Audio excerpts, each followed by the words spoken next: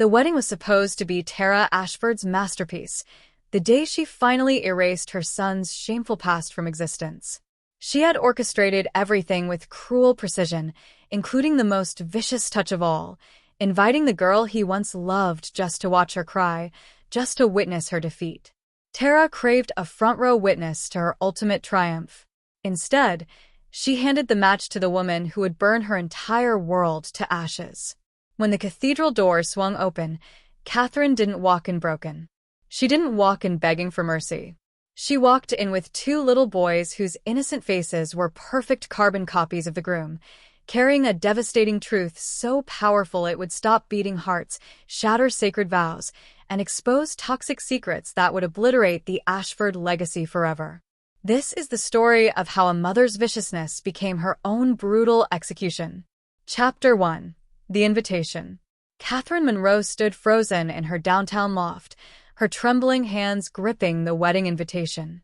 The heavy cardstock felt like a weapon. Gold embossing glittered mockingly in the morning light. Donovan Ashford and Emma Sutherland. 5 long, agonizing years. It had been 5 years since Donovan sat across from her in that dimly lit diner and shattered her entire world. "It's not you, Catherine. God, it's not you." His voice had been hollow, defeated. "It's just, my mother says we live in different worlds. If I don't marry someone from our class, I lose everything. The company, the trust fund, the family name. Everything." Catherine hadn't begged. She hadn't screamed or thrown things or collapsed in tears. She had simply stood up with whatever dignity she could salvage, walked out into the rain, and never looked back. But 3 weeks later, the violent nausea started. The exhaustion. The fear. 2 pink lines on the pregnancy test. By then, Donovan was already in Dubai on an extended, healing retreat, carefully orchestrated by his mother, Tara Ashford, the ruthless real estate queen and social tyrant who ruled her empire with an iron fist and a cold heart. Catherine tried desperately to reach him. Every single call was blocked. She sent registered letters, pouring her heart and terror onto pages. All returned unopened with harsh red stamps screaming, "Return to sender." When she gathered every ounce of courage and showed up at the imposing Ashford estate, security guards physically escorted her off the property. Days later, Tara's lawyers delivered a cease and desist letter threatening criminal harassment charges if Catherine ever attempted contact again. Catherine was systematically erased, deleted, made invisible. Now, 5 years later, there was a handwritten note attached to the wedding invitation, penned in Tara's sharp, aggressive script that dripped with contempt. "Thought you should see what real class looks like. I've saved you a seat in the back, where you belong. Don't disappoint me, TA." Catherine's eyes burned as she looked at the framed photograph on her mantel. Matt and Lucas, age 4, with their father's intense dark eyes and that same stubborn jaw. Her beautiful, brilliant boys who had no idea who their father was. With shaking hands, she called her best friend, Zane. "Please, for the love of everything holy, tell me you're not actually going to that circus," Zane pleaded, his voice thick with concern. Catherine's voice emerged eerily calm, controlled. "Dangerous. Oh, I'm going, Zane. But I'm not going alone. Not this time." Chapter 2. The Wedding Disruption. The Ashford Cathedral estate rose like a monument to excess and power. Gothic architecture pierced the sky. Old money dripped from every marble column, every stained glass window, every perfectly manicured hedge. Inside the grand cathedral, Tara Ashford glittered like a predator in silver and diamonds, holding court among the social elite who hung on her every venomous word. "I actually invited that pathetic waitress girl," Tara confided to her friend Margaret with a cruel smile. "The one Donovan embarrassed us with years ago. I want her to see exactly what she lost. I want Donovan to look at her cheap department store dress, then look at Emma draped in Vera Wang, and finally realize that I saved him from ruining his life." At the altar, Donovan stood hollow-eyed in his custom tuxedo. Handsome but utterly empty. A shell of a man going through predetermined motions. The string quartet played soft, romantic melodies. Distinguished guests settled into their seats, whispering about mergers and stock prices and social climbing. Then, the massive cathedral doors swung open with dramatic force. A suffocating silence rippled through the crowd like a devastating shockwave. Catherine appeared, backlit by golden afternoon sunlight, wearing an emerald green gown, the sacred Ashford family color. A deliberate, calculated choice. She looked confident, regal, breathtakingly beautiful, dangerous. Holding her hands, two small boys in perfectly tailored charcoal suits. The collective gasp that tore through the cathedral was visceral, primal. The boys had Donovan's face. Not similar. Not reminiscent. Identical. The same piercing dark eyes that seemed to look straight into your soul. The same distinctive jawline. The same genetic markers that screamed Ashford to anyone with eyes. Tara's champagne glass slipped from her manicured fingers as if in slow motion. It shattered on the marble floor, the sound echoing through the cathedral like a gunshot, crystal shards scattering like her carefully constructed lies. Catherine didn't hesitate, didn't pause, didn't cower.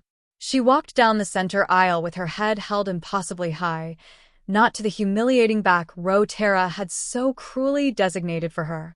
Guests whispered frantically, desperately. "Who are those children? Oh my God, look at their faces. Those eyes. Is that? It can't be." Donovan looked up from the altar, and the color violently drained from his face. His knees buckled. He gripped the altar to keep from collapsing completely. Emma, the beautiful bride in her $1,000 gown, emerged from the side room right on cue for her grand entrance. She froze when she saw the apocalyptic scene unfolding before her. Catherine stopped halfway down the aisle, positioning herself perfectly in the center of attention. She locked eyes with Tara in a moment that felt like eternity. "You invited me, Tara," Catherine said, her voice crystal clear and carrying through the cathedral with devastating precision. "I thought it would be unspeakably rude not to introduce you to your grandsons." The word grandsons hung in the air like a bomb waiting to detonate. Matt, innocent and confused and heartbreakingly loud. "Mommy, why is everyone staring at us?" Lucas, pointing with a small finger. "Is that our daddy? The one from the picture you showed us?" The cathedral erupted in chaos. Donovan stumbled off the altar like a man who'd been shot. He walked toward them in a complete daze, his expensive shoes echoing on marble, and then fell to his knees in front of the boys, his designer tuxedo crumpling against the cold floor. He reached out with a violently shaking hand and touched Matt's soft cheek, as if afraid the child would disappear. You're real. You're actually real." Emma's voice trembled from behind, cracking with devastation. "Donovan, what is this?" Tara snapped out of her shock, fury igniting in her eyes like wildfire. She marched toward Catherine with aggressive purpose, her heels clicking like weapons against the floor. "How dare you?" Tara's voice was venomous, shaking with rage. "How dare you bring these children into my family's sacred ceremony? This is extortion. This is a malicious attack." Catherine remained utterly calm, almost serene. She pulled a thick folder from her elegant clutch with deliberate, measured movements. "Extortion." Catherine's voice was ice. She spread official documents across a nearby pew with theatrical precision. "I brought DNA results certified by 3 independent laboratories. I brought birth certificates with dates you can verify. And I brought certified mail receipts proving every single letter you returned unopened, every desperate attempt at contact you systematically destroyed." She raised her voice, ensuring every privileged guest in the cathedral could hear her crystal clear. "I also brought phone records showing 17 blocked calls in 1 month alone. And the notarized affidavit from your own estate security guard who testified under oath that he was personally ordered by you to physically remove me from the property and threaten me with arrest." Donovan looked from the damning documents to his mother, absolute horror dawning across his features like a nightmare coming into focus. "Mother." His voice cracked, broken. "You told me she moved to California. You said she was engaged to someone else. You showed me a newspaper announcement. I protected you from a calculating gold digger who They're 4 years old. Donovan's anguished scream echoed off the vaulted ceiling. 4 years, Mother. You knew. You've known about my children this entire time, and you hid them from me. Guests were openly recording now. Phones held high. Camera flashes exploding. The scandal of the century unfolding in real time. Emma slowly removed her delicate veil with trembling hands, her dreams crumbling like dust. I think the wedding is off. Her voice was barely a whisper. She dropped her expensive bouquet to the floor and walked out of her own ceremony, leaving a trail of crushed flowers behind her. Complete chaos erupted. Gasps. Shouts. Accusations. Tara tried desperately to regain control, her voice shrill and panicked. Everyone, please. This is clearly some kind of elaborate. But no one was listening anymore. Her power was evaporating like smoke. Catherine took the boy's small hands protectively. Come on, my loves. We've seen enough of this place. Catherine, wait. Donovan's voice shattered, raw with desperation.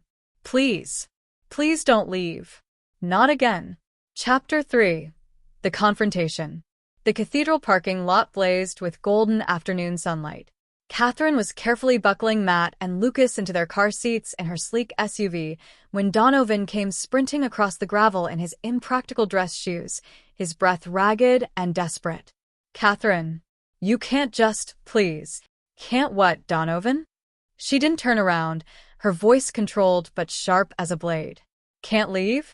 That's rich coming from you. You're the undisputed expert at leaving. She closed the car door with deliberate care and finally faced him.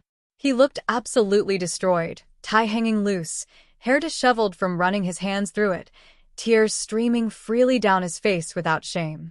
I didn't know. His voice was raw, breaking. I swear on everything I hold sacred, I didn't know about them. I called you, Donovan. Catherine's voice trembled with suppressed fury. I called you dozens of times. I wrote you letters pouring out my heart and terror. I physically showed up at your office building, and security physically threw me out because your mother called ahead with orders to remove me on site. I was in Dubai. She controlled everything, my phone, my mail, my entire life. She said you wanted nothing to do with me. She showed me what looked like your engagement announcement to another man. Catherine pulled out her phone with shaking hands, showed him carefully preserved screenshots.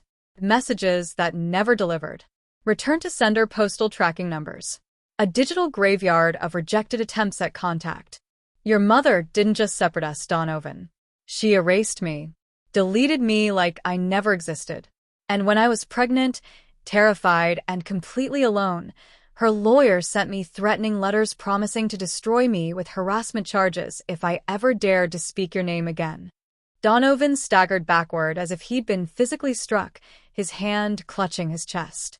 Matt and Lucas. He whispered their names like a prayer. Those are their names? Matthew and Lucas. Catherine's voice softened just a fraction, pain flickering across her face. They're brilliant and kind and funny and brave. And until 20 minutes ago, they had no idea you even existed. Because I protected them from this toxicity. What happens now? His voice was small, lost. Catherine's eyes blazed with fierce maternal protection. Now you face the same choice you had 5 years ago, Donovan. Your mother's empire and all the blood money that comes with it, or your son's. Your legacy of corruption, or your legacy of love. I choose them. No hesitation. I choose them, Catherine. I'll walk away from everything. I don't want your money. Her voice cracked. I own my own successful architecture firm. I bought this car with my own earnings. I pay my own mortgage. I don't need a single cent of the cursed Ashford fortune. Then what do you need from me?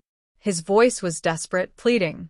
I need to know that when your mother inevitably tries to take my sons, and she will, Donovan, you saw that look in her eyes. You'll stand with me. Not with her. Not with your family legacy. With the children you helped create. Can you actually do that? Donovan looked back at the cathedral, where his mother undoubtedly waited, plotting her next move. Then he looked at the car where his sons sat watching through the window. She's going to come for them, isn't she? She already is. Catherine's voice was grim, certain. To her, they're not precious children. They're not innocent boys who deserve love and protection. They're Ashford heirs. Corporate assets. Pawns in her empire-building game. Donovan's entire body went rigid with protective fury. His jaw set with a determination Catherine had never seen in him before. Then we fight her. Together. And this time, I won't run. Chapter 4. The War Begins.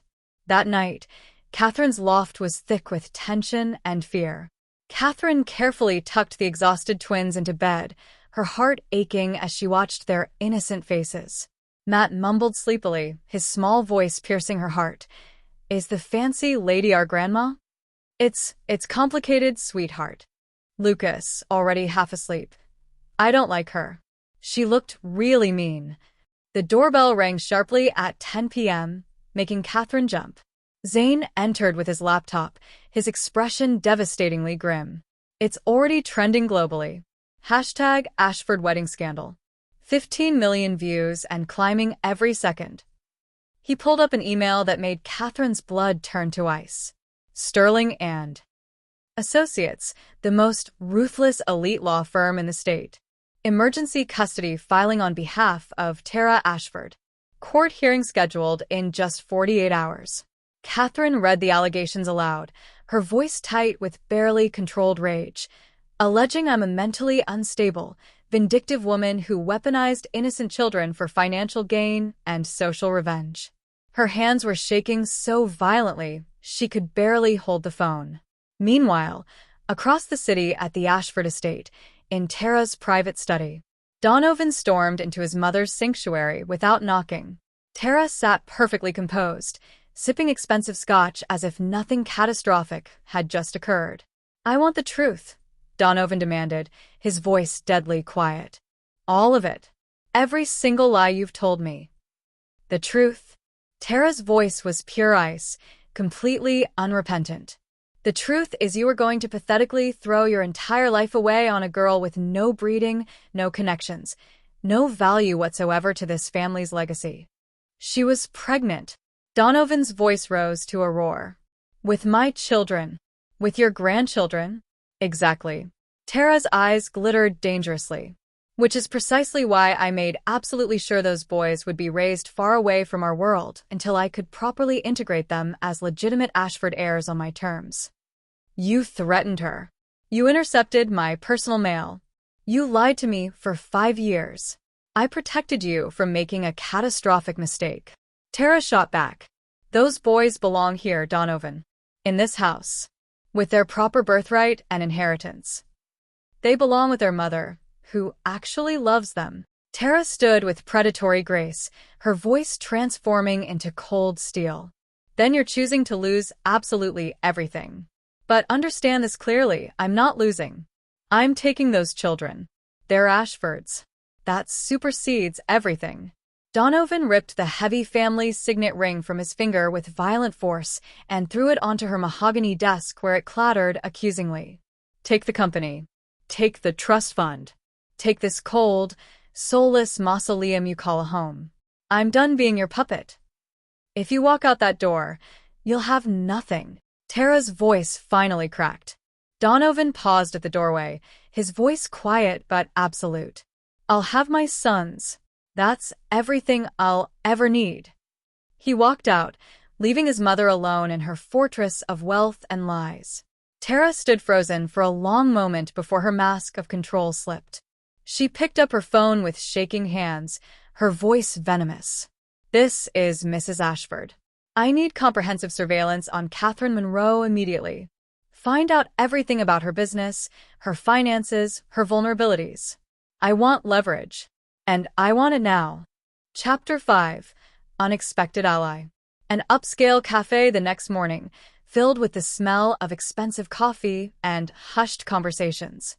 Catherine sat rigidly across from the last person she ever expected to see again. Emma, the jilted bride, wearing oversized sunglasses and a scarf, desperately trying to hide her identity. "I didn't come here to yell at you or blame you," Emma said softly, removing her sunglasses to reveal red, swollen eyes. "I came to thank you For saving me. Thank me? Catherine was genuinely confused. You saved me from marrying into that toxic nightmare of a family. Emma's voice trembled with emotion. I've spent the last 6 months being systematically groomed by Tara.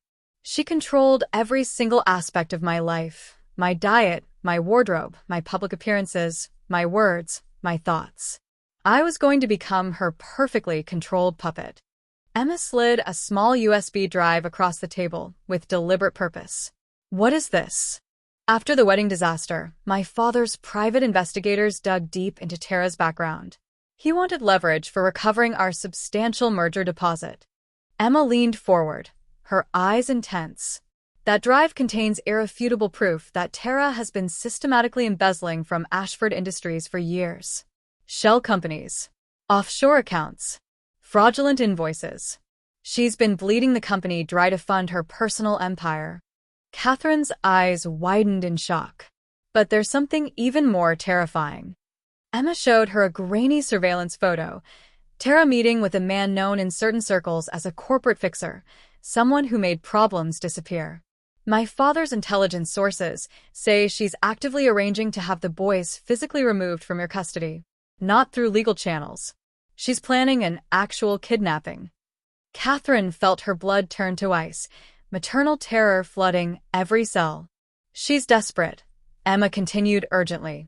Donovan publicly renounced his position. Without visible, controllable heirs, investor confidence in Ashford Industries is crashing catastrophically. Stock prices are plummeting. She needs those boys to stabilize her crumbling empire. Why would you help me? Catherine's voice was thick with emotion. I destroyed your wedding, your future. Emma stood to leave, her eyes glistening with unshed tears. Because I saw how those precious little boys looked at you. Real, pure love. Something Tara Ashford will never understand in her cold, calculating existence. Chapter 6. The Kidnapping Attempt. Bright Futures Preschool, 3 p.m. pickup time, sunny afternoon. Catherine was running unforgivably late, trapped in an important client meeting. She called ahead, her voice apologetic. I'm sending Zane. He's on the approved pickup list. Zane arrived exactly on time, greeting the twins with warm hugs. Matt and Lucas took his hands trustingly, chattering excitedly about their day. They walked across the playground toward the parking lot, completely innocent and unsuspecting. A black SUV with darkly tinted windows suddenly screeched up to the curb with aggressive speed. 2 men in expensive suits jumped out with military precision. We're here to collect the Ashford children, one stated coldly. Mrs. Ashford has been granted emergency custody. Hand them over immediately. Zane instinctively stepped in front of the boys, his heart pounding with adrenaline and fear. Show me a court order. Right now. The larger man reached for Lucas's small arm. Help! Someone call 911. Zane's scream tore across the playground. The preschool director came running out, her phone already dialing, other parents emerging from the building. The men retreated to their SUV and sped away, tires screaming against pavement. Catherine arrived just moments later, her car barely in park before she was running. Zane stood trembling violently. Both boys clutched protectively against him, Matt crying softly in confusion. Police arrived. Statements were taken. The SUV was registered to an untraceable shell company. No leads. No accountability. In her car, with the boys finally calm in the back seat, Catherine called Donovan with a voice that was controlled fury barely holding back a mother's rage. She tried to take them, Donovan. Your mother hired men to grab our children from their school. Where are you? His voice was immediate, protective.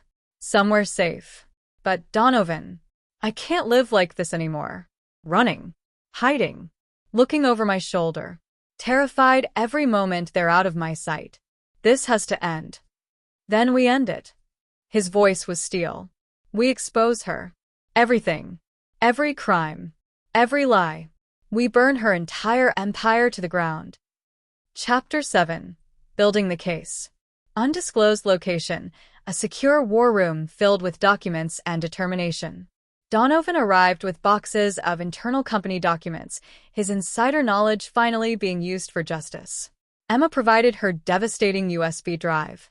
Zane contacted Adrian Cole, an investigative journalist with a reputation for bringing down corrupt empires. Working through the night, fueled by coffee and righteous anger, they discovered the full scope of Tara's corruption. Tara had embezzled $47 million over 7 years through a complex web of fraudulent transactions, created elaborate fake consulting firms that funneled company money directly into her personal offshore accounts, systematically bribed city officials for favorable zoning changes, and construction permits the medical clinic where Catherine received prenatal care. Owned by an Ashford subsidiary, Tara had illegally accessed Catherine's confidential medical records in direct violation of federal privacy laws, paid Catherine's trusted OB/GYN a shocking $50,000 to spy on her patient and report private medical information. The evidence was overwhelming, damning, irrefutable. Late that night, while others slept fitfully, Donovan spoke quietly to Catherine in the dim light. "I should have fought for you 5 years ago." His voice was thick with regret. "I was a coward who chose comfort over courage." "You were controlled and manipulated from birth," Catherine said softly. "There's a profound difference."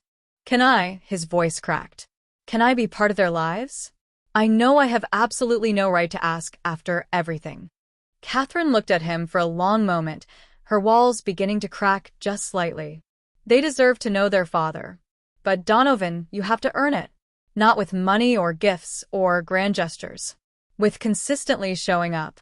Every day. Even when it's hard. I'll show up every single day for the rest of my life if you'll let me try." The plan was simple but terrifying. Present irrefutable evidence at an emergency board meeting. Force an immediate vote of no confidence. Simultaneously release the exposé to press outlets. File comprehensive criminal charges. "We only get one shot at this," Catherine said, her voice steady despite her fear. "If we fail, if we miss even one piece of evidence, she'll use her unlimited resources to bury us so deep we'll never see daylight again." Chapter 8. The Board Meeting Takedown. Ashford Industries corporate headquarters, a sleek glass tower that screamed power and money, 42nd floor executive boardroom. The emergency board meeting had been called by a coalition of concerned shareholders who'd seen enough red flags to demand answers. Tara arrived radiating false confidence in an immaculate designer suit, her calculating smile firmly in place.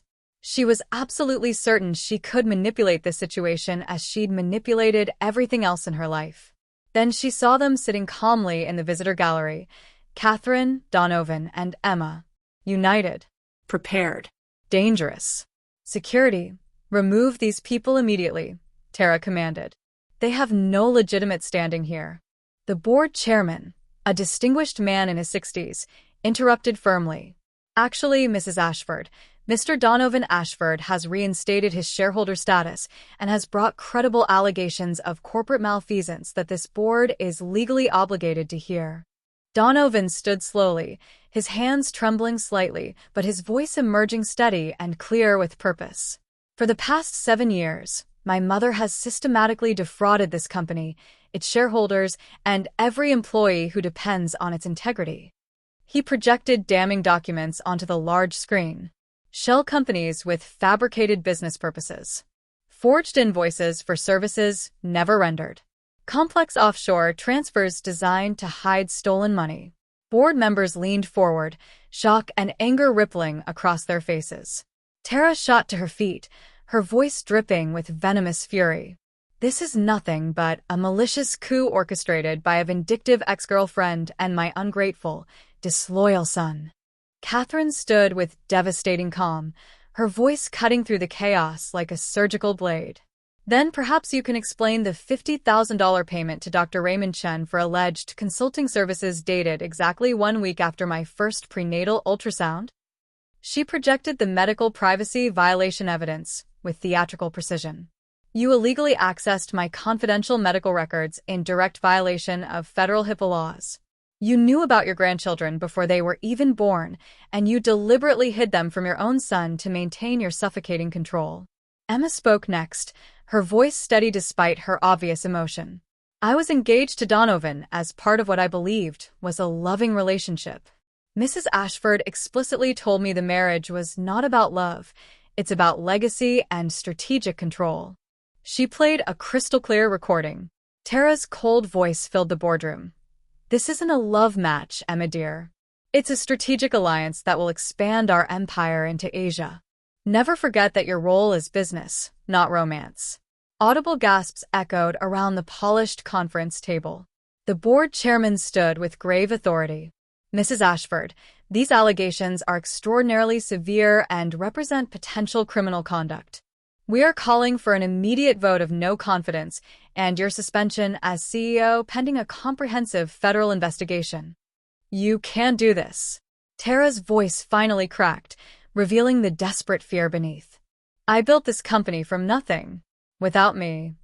"Without you," Donovan said quietly but with absolute certainty, "it will finally have the integrity and ethical leadership it deserves."